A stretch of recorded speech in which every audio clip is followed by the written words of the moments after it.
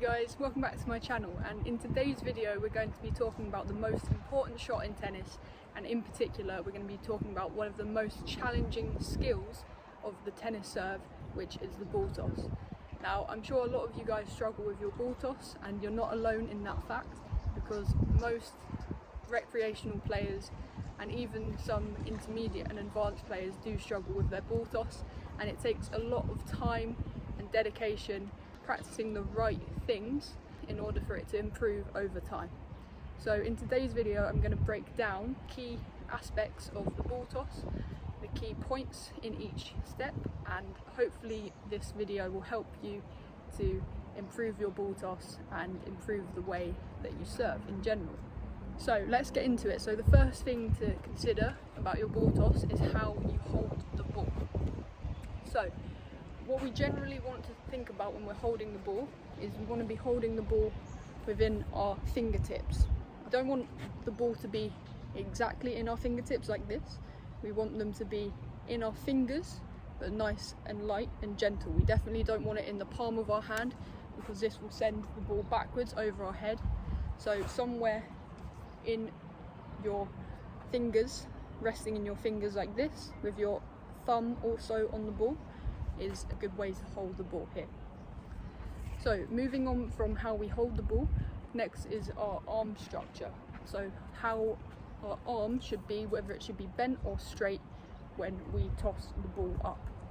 I personally believe that a straight arm toss is the most effective and accurate way to toss the ball. Some players have, like Rafa Nadal for example, he has a little bit of a bent arm as he throws the ball up. I find that this may lead to inaccuracies, and it's more likely to kind of toss the ball to your side and have a little bit more inaccuracy in your toss. So for beginners, I always recommend that you start with a straight arm here, straight arm up, straight arm up. There's no bending at all. Some players as well, they start with a straight arm and then bend a little bit. So this as well can lead to inaccuracies with your placement. So I recommend a straight arm toss to just help throw the ball directly where you want it to go. So now that we've spoken about our arm structure, we want to think about where we start our toss. So where we start our toss depends on our swing. So if we have an abbreviated swing, so if we start here and kind of just come straight into our trophy position here, then we would have a higher starting position of our toss. So players like Andy Roddick, for example, he has an abbreviated swing where he starts here and comes here. So his starting point for his toss is around his kind of chest height here. Whereas players such as Novak Djokovic has a kind of semi-abbreviated swing. So he starts here and then he'll come back and up. So his starting point for his toss is around here, around his belly button height. Whereas players who have a full swing, so they come right down, so this is like myself, I start here and I come and have a full swing, like Federer for example, then your toss starting point is from right down by your leg here. So you start down and then come up. Where you start your toss should depend on your swing. So if you have an abbreviated swing, like a Roddick, you don't want to be coming down here and having your arms kind of go out of sync. Your swinging arm and your tossing arm should be in sync. Next thing to think about then is where we release the ball. So generally speaking, we release the ball around eye level, but this should just happen naturally. So when you're tossing, you shouldn't be thinking, okay, I'm going to release the ball at eye level. It should just happen naturally. So you release the ball around your eye level, so this just helps you get the ball inside the baseline. If you were to release it lower than eye level, say around here, you're just not going to get the height that you need on this ball. And if you were to release it above eye level, like here, the ball's going to fly back behind your body. So try and get the ball to be released around your eye level. So another thing to mention is the tempo of your toss. So it's a good idea to start your toss slow and then speed it up.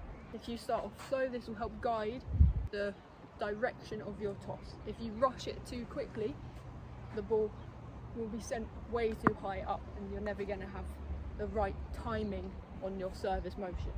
Whereas if your tempo is too slow on your toss, you're going to toss too low. It's a good idea to start slow and then up. When your hitting arm is coming up and breaking and coming into the trophy position, that's when you want your arm to come quicker. And now we're going to talk about the height of the toss. So the height of your toss is extremely important. It's always better to toss the ball higher than it is to toss the ball lower. And this is because we want to have full extension of our arm at the contact point. So I see a lot of recreational players, what they do is they'll toss the ball low and it ends up being kind of the pancake push over to the other side of the court.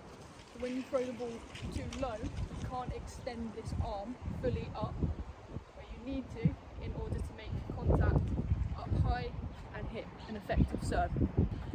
Whereas if you toss the ball too high, you always have that opportunity and time for it to come down and still extend the arm at the right contact point in order to hit the ball.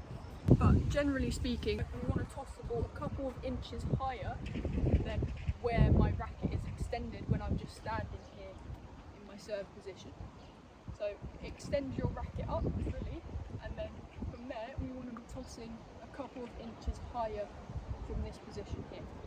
As we toss the ball up, the ball will reach its apex, which is its highest point, and then the ball will start dropping. Now every good tennis player allows the ball to drop a little bit before they make contact with the ball. And this is how you should be hitting your serves. You shouldn't be hitting the serves right at the apex. You should be letting it drop a little bit to then strike the ball.